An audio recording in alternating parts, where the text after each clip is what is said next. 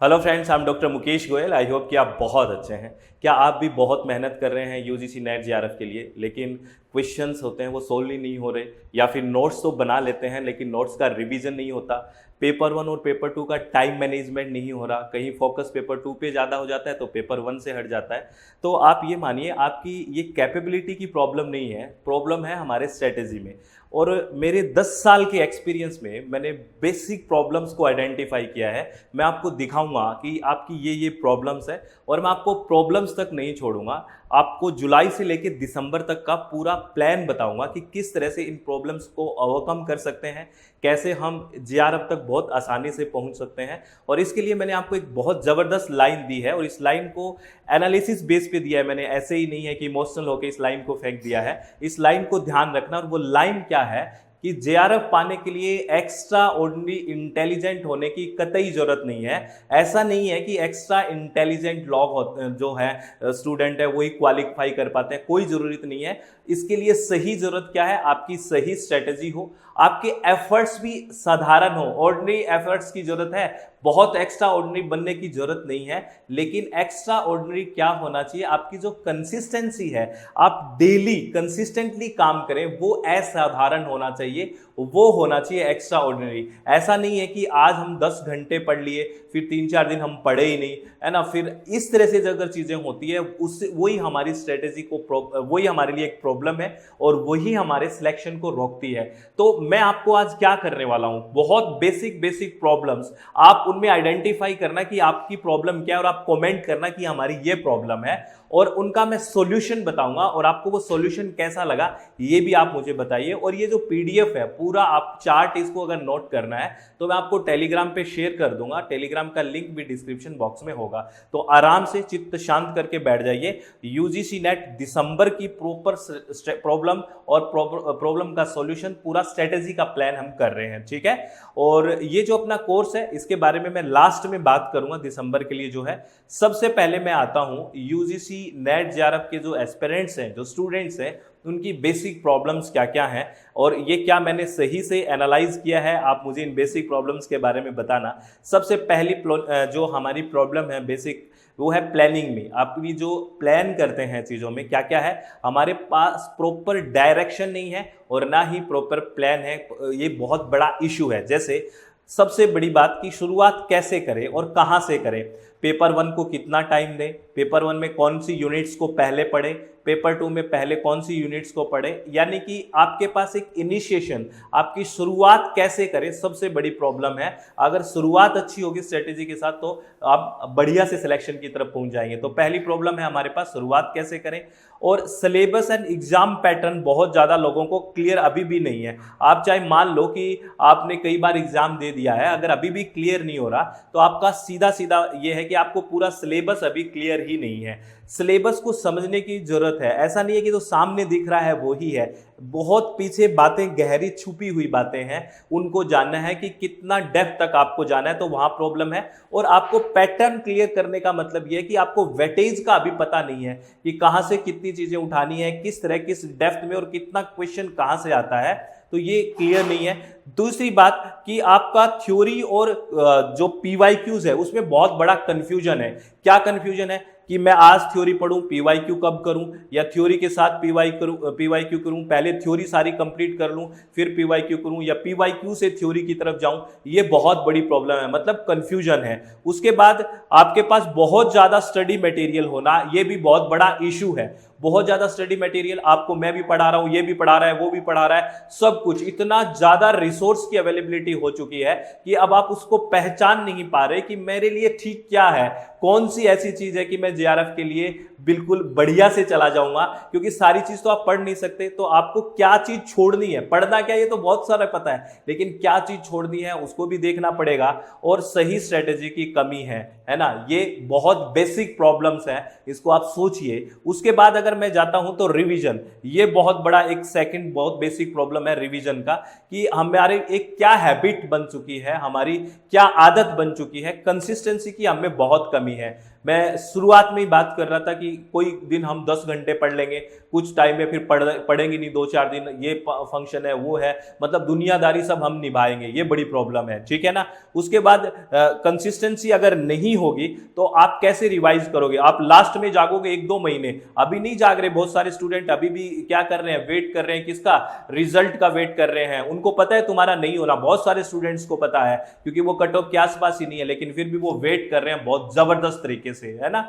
और फिर उसका फॉर्म का वेट करेंगे, सारी चीज वेट करेंगे, फिर वो अक्टूबर नवंबर में जागेंगे एकदम से, अब हम करेंगे जेआरएफ। सर आपका कोर्स ले लें, फटाफट करवा दोगे, है ना, फटाफट करवा दो ना। क्या भाई, अभी से करने में क्या प्रॉब्लम थी। तो ये कंसिस्टेंसी नहीं होगी तो रिवीजन नहीं होगा, रिवीजन नहीं होगा तो सिलेक्शन कैसे होगा, क्योंकि चीजें परमानेंट मेमोरी में जाएगी नहीं। और अगर आपके पास कंसिस्टेंसी नहीं है, प्रॉपर रिवीजन नहीं है, तो शॉर्ट नोट्स कैसे ही बनाओगे भाई, क्योंकि शॉर्ट नोट्स फाइनलाइज कब बनते हैं, शॉर्ट नोट्स बनते हैं जब आप चीजों को बढ़िया कंसिस्टेंटली पढ़ रहे हो, रिवाइज कर रहे हो, फिर लगता है कि ये चीजें बहुत अच्छी है, इसको मुझे नोट करना चाहिए, मैं भूल भी रहा हूं और ये एग्जाम के लिए बहुत इंपॉर्टेंट है। पहले स्टडी में या पहला जो हम पढ़ रहे हैं थ्योरेटिकल पार्ट, तो शॉर्ट नोट्स नहीं बनते, 2 से 3 बार पढ़ेंगे तब पता लगेगा कि अच्छा ये चीज है, इस तरह है, अब ये नोट कर लेते हैं, फिर उन शॉर्ट नोट्स को रिवाइज करना होता है, ठीक है।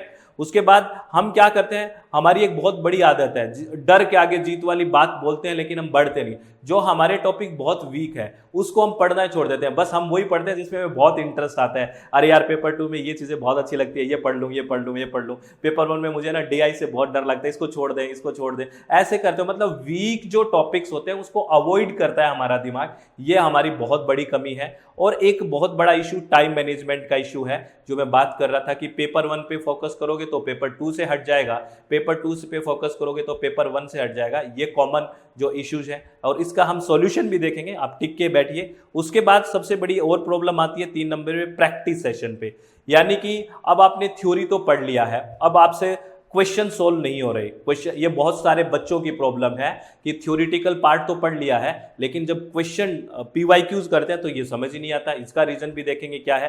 पीवाईक्यू का गलत यूज, ये क्या मतलब है, गलत यूज कैसे करते हैं हम पीवाईक्यू को कैसे करेंगे। चलो ऑप्शन देख लिया, ठीक है, ये ठीक है, कोई बात नहीं। अब आपको ये नहीं पता कि बाकी के 3 गलत कैसे हैं। अगर एनालिसिस बेस्ड काम नहीं करते हो तो आप इससे अच्छा तो करिए ही मत। एनालिसिस बेस्ड काम होगा तभी चीजें ठीक होगी। उसके बाद मॉक टेस्ट का बच्चों को बहुत डर लगता है कईयों को कि थ्योरी तो पढ़ ली, अब मॉक टेस्ट नहीं दूंगा, पता नहीं कितने टेस्ट कितने गलत हो जाएंगे, क्या गलत होगा। ये चीजें नहीं सोचनी है। मॉक टेस्ट आपको रेगुलरली करने हैं जिससे कॉन्फिडेंस डेवलप होगा और डर निकलेगा। और एक बहुत बड़ा, मॉक टेस्ट का एनालिसिस नहीं करना।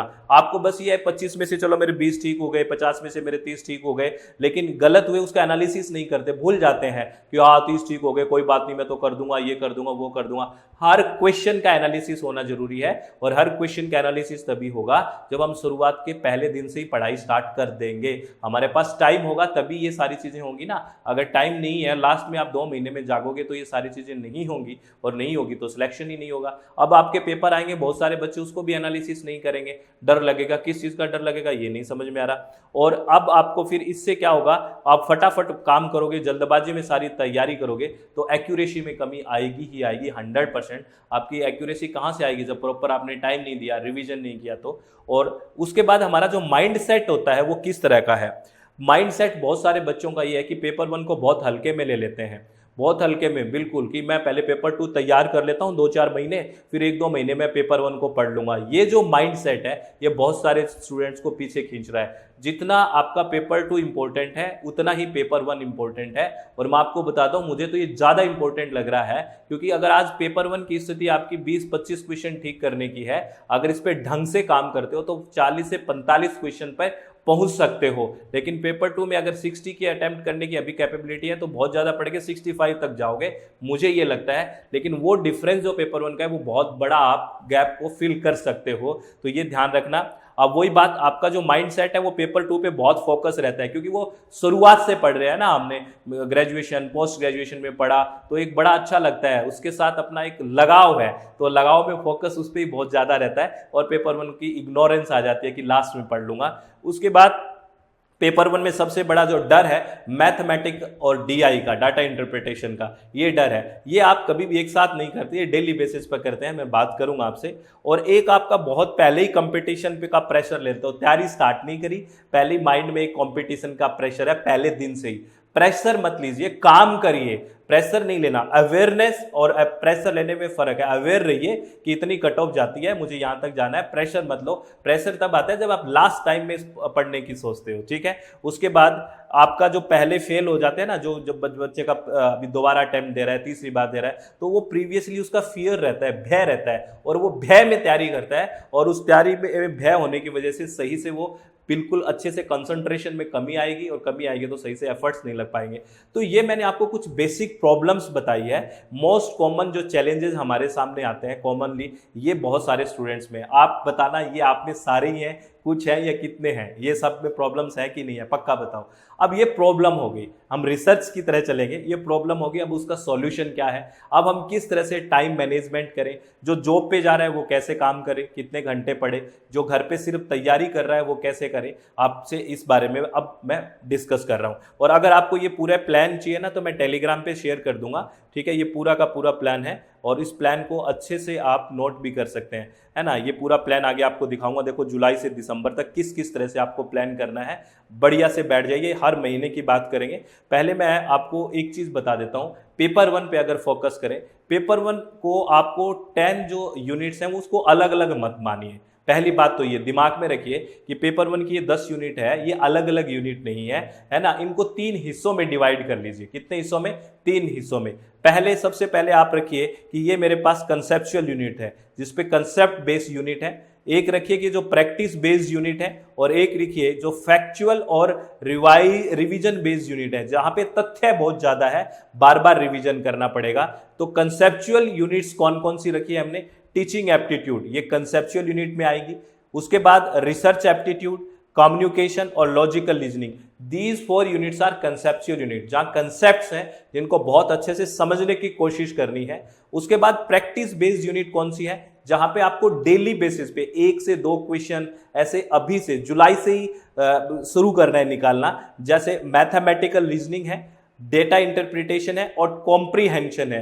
आप वीक में अभी से 3 कॉम्प्रीहेंशन करना स्टार्ट कर दीजिए अभी से, क्योंकि कॉम्प्रीहेंशन का बहुत बड़ा रोल है। पेपर 1 में 1 कॉम्प्रीहेंशन, पेपर 2 में 2 कॉम्प्रीहेंशन। तो अगर डेली ना करें तो वीक में 3 कॉम्प्रीहेंशन ऐसे लगाइए, जिससे आपका कॉन्फिडेंस आ जाएगा। आपने कभी लगाए हैं ऐसा? नहीं लगाए ना, तो अभी हमारा सिलेक्शन नहीं हुआ। तो प्रैक्टिस बेस्ड यूनिट्स हैं, उसको संभाल के रखिए। और factual and revision based unit, factual यहाँ पे कुछ डेटाज होंगे जो फैक्ट्स होंगे। जैसे आईसीटी में बहुत सारे फैक्ट्स हैं कि ये इसके बाद है, ये है, मेमोरी वगैरह के कुछ फैक्ट्स हैं यहाँ पे, तो उनको याद रखना पड़ेगा, बार बार रिवाइज करना पड़ेगा। और पीपल डेवलपमेंट इन्वायरमेंट में जैसे sustainable development goal, millennium development goal, international जो एग्रीमेंट्स हैं, कॉन्फ्रेंस है, कन्वेंशन वगैरह है, वहां से क्वेश्चंस बहुत आते हैं। तो यहाँ पे कुछ फैक्चुअल इंफॉर्मेशन होगी जो बार बार रिवाइज करना पड़ेगा।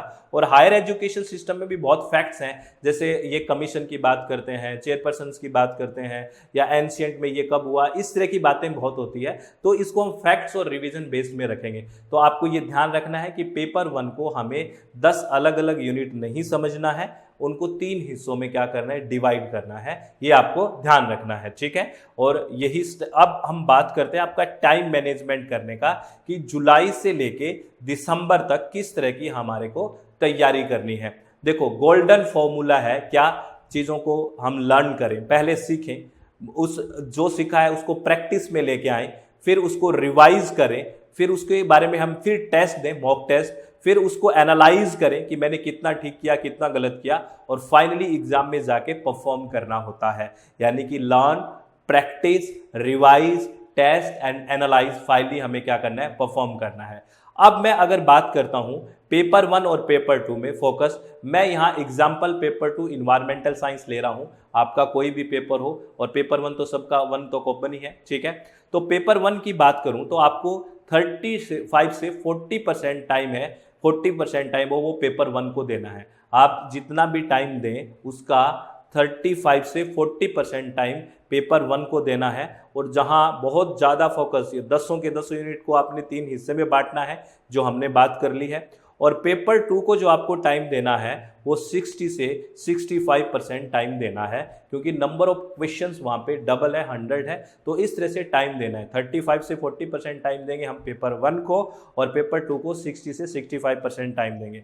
अगर हम मंथली बात करें, जुलाई की बात करते हैं, जुलाई में अगर हम बात करें तो फाउंडेशन स्टार्ट करनी है बिल्कुल बढ़िया से। मैं आपको यूट्यूब पे भी फाउंडेशन स्टार्ट फ्री में एक लिस्ट बना दिया, वहाँ पे भी पढ़ेंगे। पेपर 1 में आपको टीचिंग, रिसर्च और कम्युनिकेशन यहाँ पे बड़ा फोकस करना है, ठीक है, बहुत बढ़िया से। जुलाई के मंथ में अभी बहुत बढ़िया फोकस करना है टीचिंग एप्टीट्यूड, रिसर्च एप्टीट्यूड और कम्युनिकेशन में। और अगर हम बात करें पेपर 2 की, मैं यहाँ इन्वायरमेंट एग्जाम्पल ले रहा हूँ, तो फंडामेंटल ऑफ इन्वायरमेंट साइंस है ना, और इन्वायरमेंटल केमिस्ट्री और इकोलॉजी पे बहुत ज़्यादा फोकस करना है। और इसके साथ साथ थ्योरी के PYQs भी करने हैं और शॉर्ट नोट्स भी बनाने हैं। और आपको मैं ये भी बताऊंगा कि कितने गिनते घंटे पढ़ना है। अब देखो कितना बर्डन है, वैसे देखे तो देखो एंजॉय से पढ़ाई करनी है, लेकिन यूनिट्स तो कवर करनी पड़ेगी ना। अगस्त में फिर हमें को कोर कंसेप्ट की तरफ जाना है, जैसे पेपर 1 में लॉजिकल रीजनिंग हो गया, मैथ्स हो गया और DI हो गया। आप ये ध्यान रखना कि मैथ और DI को एक साथ ऐसे मत मानना कि मैं इस पीरियड में खत्म करूंगा, उसको डेली बेसिस पे करना है, मैथ, DI और कॉम्प्रीहेंशन, क्योंकि उसको हमने प्रैक्टिस सेशन में रखा है। तो आप जैसे वीक में कभी आपने एक दिन मैथमेटिकल रीजनिंग वाला काम किया, फिर उससे रिलेटेड आपने परसेंटेज, एवरेज और रेशो सीख लिया, उसके बाद उससे रिलेटेड आपने DI करी, और ऐसे ही वीक में 3 आपने क्या किए, कॉम्प्रीहेंशन। थोड़ा पढ़ना तो पड़ेगा, लेकिन मैनेज्ड वे में पढ़ना है, स्ट्रेटेजी के साथ। और पेपर 2 में हमें geo science, energy and pollution वाली यूनिट पढ़नी है। और जैसे ही वीक हो जाए एंड में वीकली टेस्ट भी देना होता है, ठीक है, वीकली टेस्ट, वीकेंड पे यही काम होता है। उसके बाद सितंबर में बात करें, ठीक है ना, तो यहाँ पे देखो जुलाई, अगस्त, सितंबर में आ रहा हूं मैं, यहाँ पे सिलेबस कंप्लीशन की बात हो जानी चाहिए दिमाग में कि सिलेबस मेरा कंप्लीट, क्योंकि फिर आपके पास कम से कम अक्टूबर का महीना रिवीजन का रहना चाहिए, है ना। नवंबर में क्वेश्चन प्रैक्टिस होनी चाहिए, लेकिन चलो इतना जल्दी आपसे नहीं होगा, तो मैं ये मान के चलता हूं कि अक्टूबर एंड तक कम से कम आपका सिलेबस पूरा खत्म हो जाना चाहिए। ये अगर नहीं हो रहा, इसीलिए हमारा सिलेक्शन नहीं हो रहा। अक्टूबर एंड तक सिलेबस कंप्लीट हो, नवंबर में उस चीजों को रिवाइज और PYQs, रिवाइज और PYQs, रिवाइज और PYQs, और दिसंबर में जाके फटाफट स्पेयर का टाइम माने और उसको परफॉर्म कर दे। कितना बढ़िया हो जाएगा अगर हम शुरू से पढ़ाई करते हैं। तो देखिए आपको दिसंबर एंड में अगर पेपर होता है तो कितना टाइम बच गया फ्री का, क्योंकि आपने थ्योरी भी पढ़ ली, सिलेबस खत्म कर दिया, नवंबर एंड तक रिवीजन भी कर दिया, PYQs भी कर लिए। अब दिसंबर में कितना कॉन्फिडेंस होगा, इस बात को समझिए। और ये कॉन्फिडेंस सिर्फ और सिर्फ पढ़ाई से आएगा। इसके लिए हमें कितने घंटे पढ़ना पड़ेगा, अकॉर्डिंग टू मी, अगर हम प्लान बनाते हैं डेली, अगर स्टडी का प्लान बनाए तो कैसे बनाए।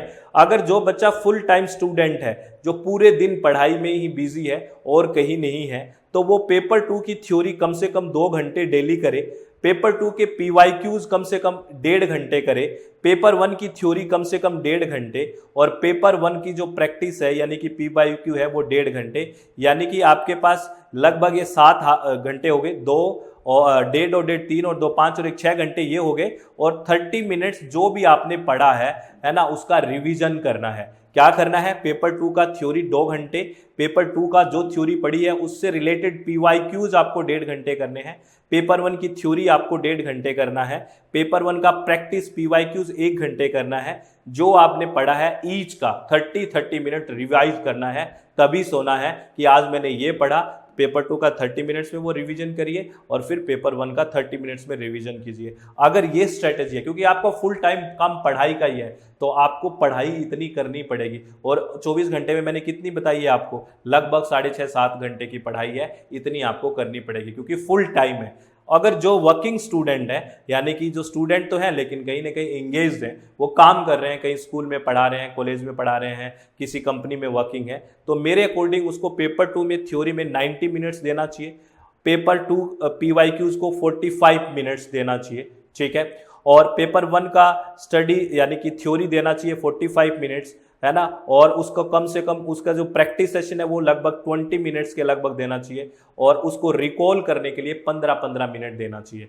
तो उसका लगभग अपने हाफ के लगभग टाइम हो गया है, तो ये ध्यान रखना है। ये जो वर्किंग है उसको इतना पढ़ना पड़ेगा और मैनेज हो सकता है। और एक बात और बता देता हूँ, मुझे ये लगता है किसी भी स्टूडेंट को ये काम छोड़ के ऐसे पढ़ाई में नहीं लगना है कि मैं सारे काम छोड़ देता हूँ फिर यूजीसी नेट की तैयारी करता हूँ। मेरा ये व्यक्तिगत एक विचार है कि आप काम करते रहिए साथ साथ जो मिला है, क्योंकि जब अर्निंग होएगी तो कॉन्फिडेंस डेवलप होएगा। बहुत चीज़ें ज़्यादा होती है वो बहुत खर्च भी होती है, बहुत टाइम होगा ना तो ऐसा लगेगा कि मैं पढ़ लूँगा, कोई बात नहीं, बहुत टाइम है, सोएंगे घूमेंगे, ऐसे हो जाता है। लेकिन टाइम का अभाव रहेगा, क्योंकि अभाव में प्रभाव होता है ना, तो अभाव रहेगा कि यार मेरे पास 6 ही घंटे हैं, तो आप पढ़ाई में यूटिलाइज करोगे और अर्निंग होती है तो फिर कह रहा हूँ बड़ा अच्छा कॉन्फिडेंस होता है। और स्मार्ट रूल क्या है जीआरएफ के लिए, टॉपिक के साथ पीवाईक्यू करना। लास्ट में अगर बात करूं आपके पास डेली शॉर्ट रिवीजन करना, जो हम बात करें ना 30 मिनट्स का, है ना। मिस्टेक है उसके लिए नोटबुक लगा लीजिए और उस नोटबुक को मेंटेन करिए कि मेरी क्या क्या मिस्टेक रही है, ठीक है। उसको